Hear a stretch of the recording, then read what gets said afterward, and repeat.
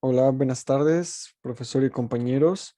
El día de hoy vengo a exponer sobre el problema 3.20 y bueno, de la materia de dinámica. Vamos a hacer una pequeña explicación sobre en qué consiste el problema y vamos a analizarlo paso por paso y ver qué es lo que podemos hacer, ¿vale? Y también he preparado un video en el cual este mismo problema se explica en una forma más práctica que también se verá a continuación. Perfecto. Entonces vamos a leer lo que dice nuestro problema del 3.20 y dice, cada caja de la figura pesa 50 libras, o sea, que estas dos cajitas, ¿no? La caja A y la caja B pesan 50 libras y se puede ignorar la fricción, o sea que no hay fricción. Si las cajas empiezan a moverse en el reposo en t igual a cero, determine la magnitud de sus velocidades y la distancia que se han movido desde su posición inicial en t igual a 15. Entonces, perfecto, nos están pidiendo las velocidades de nuestras cajas y también nos están pidiendo sus distancias, ¿no? Entonces, lo primero que tenemos que analizar, pues, es que en este tipo de problemas ya va a incluir un movimiento, ¿no? Una velocidad, una distancia y también va a haber fuerzas actuando sobre las cajas. Entonces, pues vamos a proceder a resolver este problemilla, que es de la segunda ley de Newton. ¿Qué es lo primero que tenemos que hacer? Pues ver qué fuerzas actúan sobre cada una de las cajas, ¿no? Y es por eso que aquí he marcado para cada caja las fuerzas que actúan sobre ellas. Entonces, como podemos ver, la caja A es más simple que la caja B, ¿no? Entonces vamos a analizar la caja A primero. ¿Qué fuerzas están actuando sobre la caja A? Pues una normal, que es la reaccionante al peso, que es una W, su peso W, su fuerza normal va dirigida hacia arriba, y una tensión, que es la que está produciendo el movimiento en la caja A. Entonces el problema nos dice que sí están en movimiento, por ende, no necesitamos comprobar que se van a mover, porque el problema mismo nos está diciendo que sí se mueve. Y básicamente son estas tres fuerzas las que actúan. Como podemos ver a simple vista, pues no hay equilibrio, ¿cierto?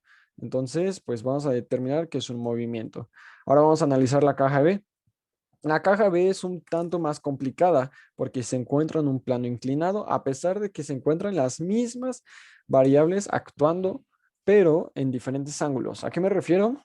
A que, pues como el plano inclinado es de 30 grados, aquí tenemos 30 grados y aquí tenemos los 30 grados.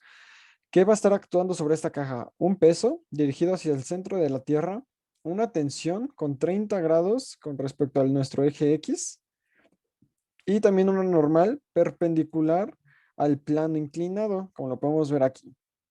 Por lo tanto, podemos observar que hay dos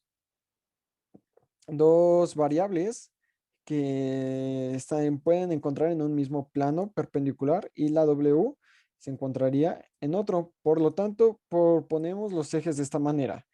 El eje Y conforme a la normal y el eje X con la tensión.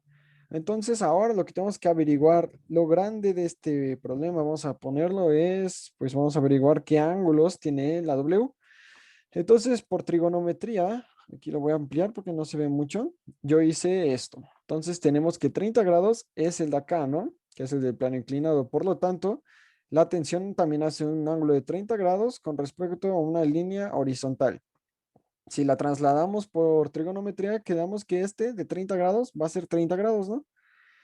Y si podemos ver, entre la T y la W y la N, disculpa, hay una perpendicular. Y las perpendiculares, ¿cuántos grados tienen? 90. Entonces, 90 menos 30 nos da 60. Ahora, por trigonometría, por vértices opuestos, tenemos que este 30 es lo mismo que este 30.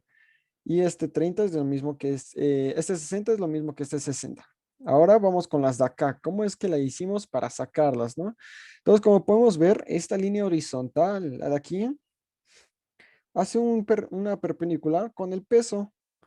Entonces, si ya conocemos este ángulo de 60, entonces, ¿cuánto nos falta para llegar a un ángulo de 90? Pues sí, ¿no? 30. Entonces, este es de 30, por lo tanto, este es de 60.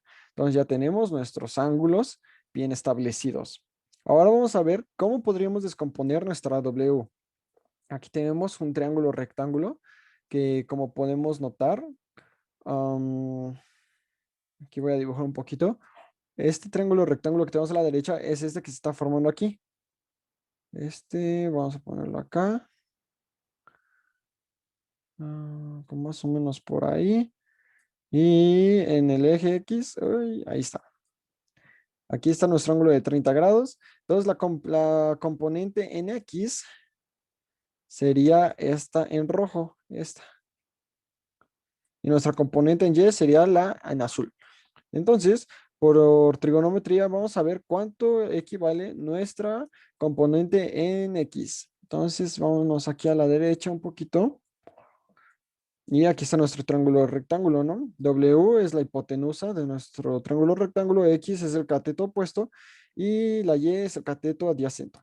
Entonces, usando el ángulo de 30 grados, vemos que X va a valer seno de 30. Seno de 30 es igual a X sobre W, que es el peso, y despejando nos queda W seno de 30. Entonces, nuestra componente en X va a ser W seno de 30. Entonces, lo que vamos a proceder a hacer va a ser una sumatoria de fuerzas en X en la caja B. Por lo mientras, ¿qué fuerzas nos están, qué fuerzas son las que están actuando? Una tensión que se está resistiendo al movimiento, ¿no? Por eso es negativa.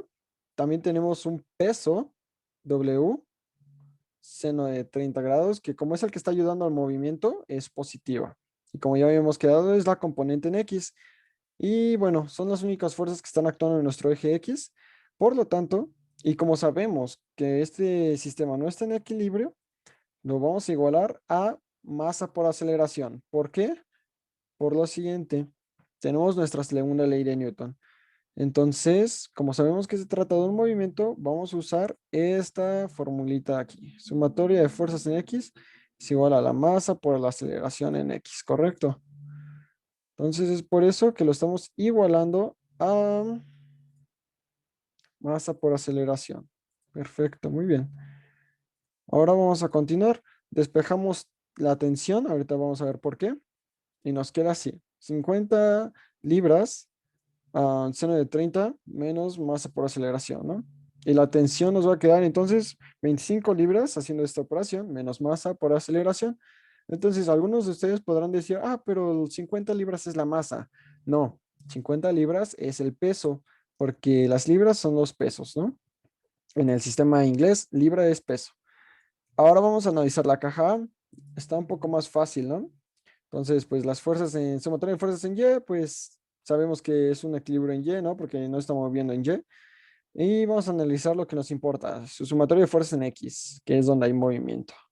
Entonces, pues la única fuerza que está actuando es la tensión y es positiva porque es la que está generando el movimiento. Por lo tanto, la tensión es igual a la masa por la aceleración. Despejando la tensión de ahí nos queda que, pues, la masa es 1,55 por A. ¿De dónde salió este 1,55? Pues como les había comentado hace rato, 50 libras es el peso. Entonces, para sacar la masa de ese peso, nada más dividimos entre la gravedad en el sistema inglés, que es 32,2. Por lo tanto, nos da 1,55 slugs, que es la masa en el sistema inglés, y los slugs son las libras por un segundo cuadrado sobre pie. Esas son las unidades de los slugs. Entonces, como sabemos que es la misma tensión, esta y esta, es la misma tensión, por lo tanto, podemos igualar la ecuación 1 con la ecuación 2. Es por eso que despejamos la tensión. Todo esto para eliminar una variable que no sabemos y poder localizar la aceleración. Entonces, vamos. 1,55 por la aceleración va a ser igual a 25 menos 1,55, aquí ya estamos sustituyendo, por la aceleración. ¿Ok? Ahora vamos a despejar la aceleración pasando este como positivo. Vamos a factorizar la aceleración en este caso y igualamos todo esto a 25. Vemos que las libras con las libras se van y la suma de 1,55 más 1,55 nos da 3,1. Como está multiplicando la aceleración, no se pasa dividiendo y por lo tanto sus unidades también se invierten. Haciendo esta operación de 25 entre 3,1 nos va a dar un resultado de 8,06 pies sobre segundo al cuadrado. Entonces, perfecto. Tenemos ya nuestra aceleración, pero no nos están pidiendo la aceleración, nos están pidiendo la velocidad y la distancia. Entonces, ¿qué es lo que vamos a hacer? Vamos a usar nuestras ecuaciones de movimiento rectilíneo uniformemente acelerado porque, bueno, es un movimiento que no cambia la aceleración y es un movimiento rectilíneo. Aquí está. Tenemos nuestras ecuaciones, nuestras bellas ecuaciones. Estas son las del tiro parabólico. Disculpa. ¿Dónde están? ¿Dónde están? Aquí. Estas tres. Estas tres. ¿Vale? Entonces, pues la aceleración ya la tenemos bien establecida. Entonces, pues lo que nos están preguntando es la velocidad. Por lo tanto, vamos a analizar nuestra primera ecuación. Tenemos el tiempo que nos están dando en el problema, que es un segundo. Tenemos nuestra aceleración y la velocidad inicial, pues sabemos que es de cero. Entonces vamos a usar a esta para descubrir cuál es nuestra velocidad final, que es lo que nos están pidiendo. Y por ende, las velocidades de las dos cajas son las mismas, porque una no puede ir más rápida que otra y una no puede desplazarse más que la otra. Están conectadas, son un circuito, por lo tanto, se cuentan como una sola. Entonces, la velocidad de las cajas va a ser la misma y la distancia que recorren también va a ser la misma, ¿vale? Entonces, vamos a ver qué es lo que hacemos ahora. Aquí está.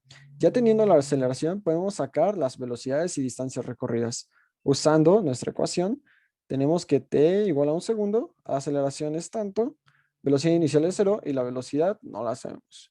Por lo tanto, sustituyendo en esta ecuación, tenemos que pues 8.06 pies sobre segundo al cuadrado por un segundo nos da una velocidad de 8.06 pies por segundo. Ahora vamos a usar otra ecuación para determinar la distancia. Podemos usar ya sea esta o podemos usar esta. Es lo mismo. Entonces, en mi caso, decidí usar esta porque ya está despejada la distancia y no nos tenemos que meter en problemas de despeje. Entonces, usando esta, tenemos que la distancia inicial es cero partiendo de un eje de referencias en ambas cajas con X y Y igual a cero y una velocidad inicial igual a cero. Sustituyendo, tenemos que las cajas recorren 4.03 pies en un segundo, ¿vale? Entonces, perfecto. Quedó resuelto nuestro problema 3.20. A continuación, pasaré un video hecho por mí donde demuestro un poco mejor cómo es el movimiento, por si alguno de ustedes no se lo han imaginado tan bien, tan claro. Y ahí mismo voy a explicar cómo es que funciona esto. Pero por lo mientras, el problema quedó resuelto. Muchas gracias por su atención y nos vemos a la próxima.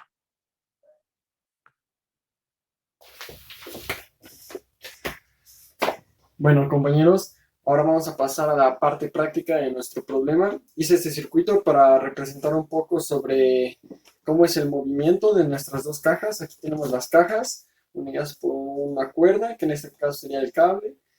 Y también tenemos un ángulo de inclinación de 30 grados, medido con transportador. Y bueno, nuestra inclinación va a ser de madera, la caja es de cartón. Por ende, los coeficientes de fricción son diferentes al nulo que nos dice el problema. Entonces esto nos va a frenar un poco el movimiento y hasta poder pararlo. Entonces, pues vamos a ver más que nada cómo es que funciona, cuál es el movimiento que hacen las dos cajas para ver qué es lo que nos están pidiendo en el problema, ¿vale? Entonces son nuestras dos cajas, que obviamente no pesan 50 libras cada una, pero están posicionadas de esta manera, liberadas desde el reposo, o sea, velocidad inicial igual a cero, y cuando se liberan, las dos tienen que mover por medio de la cuerda, la gravedad, su peso y todo lo demás, ¿vale? Entonces vamos a ver cómo es el movimiento. Así mismo. Aquí se frenó por la fricción que existe en la caja y en la madera, pero en sí, si le damos una ayudadita, se caen las dos.